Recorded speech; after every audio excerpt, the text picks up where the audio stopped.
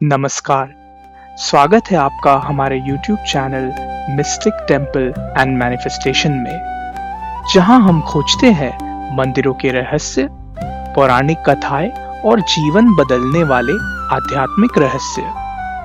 तो चलिए शुरू करते हैं आज की अद्भुत यात्रा। आज हम जानेंगे एक ऐसी देवी की कथा जिन्होंने धर्म की रक्षा के लिए अपना जीवन समर्पित कर दिया। देवी वासवी कन्यका परमेश्वरी की यह कहानी न केवल ऐतिहासिक है बल्कि गहराई से आध्यात्मिक भी है। वैश्य समुदाय की कुल देवी, शक्ति का प्रतीक और धर्म की साक्षात मूर्ति वासवी देवी की गाथा प्रेरणादायक है। और सबसे अद्भुत बात यह है कि आजकल कई महिलाओं ने इस देवी के मंत्र का जाप या श्रवण कर सकारात्मक अनुभव प्राप्त किए हैं। चाहे मासिक धर्म की समस्याएं हो या संतान प्राप्ति की इच्छा, वासवी देवी की साधना एक नई ऊर्जा और संतुलन प्रदान करती है। वासवी देवी से जुड़ी अनेक पौराणिक कथाएं हैं जिनमें वे विभिन्न युगों में विभिन्न रूपों में प्रकट होती हैं। इन्हीं अद्भुत गाथाओं को आज हम विस्तार से जानेंगे। वासवी देवी का जन्म आंध्र प्रदेश के पेनुगोंडा नगर में हुआ था। यह नगर प्राचीन काल में व्यापार और संस्कृति का केंद्र था। उनके पिता कुष्मा श्रेष्ठी एक प्रसिद्ध व्यापारी और राजा जैसे प्रभावशाली व्यक्ति थे, जबकि माता कुष्मा अम्बा देवी एक धर्मनिष्ठ और धार्मिक स्त्री थी। वासवी देवी बचपन से ही साध्वी प्रवृत्ति की थी। वे मंदिरों में समय बिताती थी, ध्यान करती थी और वेद पुराणों का अध्ययन करती थी। उनके अंदर करुणा, सेवा और त्याग की भावना प्रबल थी। जब चालुक्य सम्राट विष्णुवर्धन को वासवी देवी के सौंदर्य और गुणों की जानकारी मिली तो उसने उनसे विवाह का प्रस्ताव भेजा, किंतु वह पहले से विवाहित था और देवी वासवी यह विवाह धर्म विरुद्ध मानती थी, इसलिए उन्होंने इसे अस्वीकार कर दिया। राजा के इस प्रस्ताव ने श्रेष्ठी समाज को संकट में डाल दिया। राजा ने दबाव बनाया कि यदि विवाह न हुआ तो नगर पर आक्रमण होगा। देवी वासवी ने तब सभी 102 गोत्रों के प्रमुखों को एकत्र किया और उन्हें धर्म के पक्ष में खड़े होने के लिए प्रेरित किया।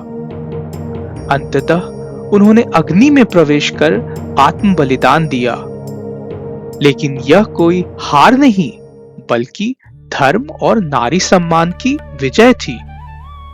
अब हम देवी के दिव्य रूप और पूजा के विषय में बात करेंगे। वासवी देवी को त्रिदेवियों अर्थात सरस्वती, लक्ष्मी और पार्वती की शक्ति का संगम माना जाता है।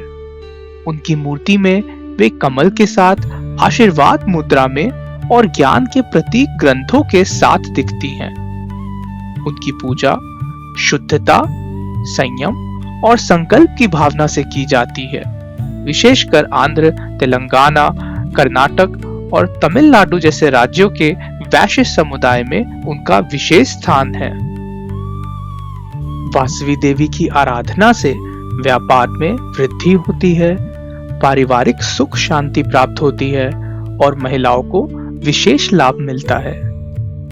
जो महिलाएं मासिक धर्म की अनियमितता, गर्भधारण की कठिनाई या हार्मोनल असंतुलन से पीड़ित हैं, वे यदि कन्यका परमेश्वरी गायत्री मंत्र का नियमित जाप करें तो उन्हें अत्यधिक लाभ होता है। यह मंत्र शरीर और मन को शुद्ध करता है। अब हम माता वासवी से जुड़े हुए प्रमुख मंदिरों के बारे में जानेंगे। वासवी देवी का मूल मंदिर आंध्र प्रदेश के पेनुगोंडा में है, जिसे कन्याश्रम भी कहा जाता है। इसके अतिरिक्त देवी के मंदिर बेंगलुरु, हैदराबाद, विशाखापट्टनम, चेन्नई, मुंबई और दिल्ली जैसे महानगरों में भी हैं।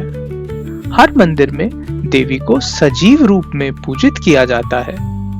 पेनुगोंडा मंदिर में देवी की प्रतिमा के सामने श्रद्धालु 102 दीप जलाते हैं, जो उन्हीं 102 गोत्रों के प्रतीक है जिन्होंने देवी के साथ अग्नि में प्रवेश किया था।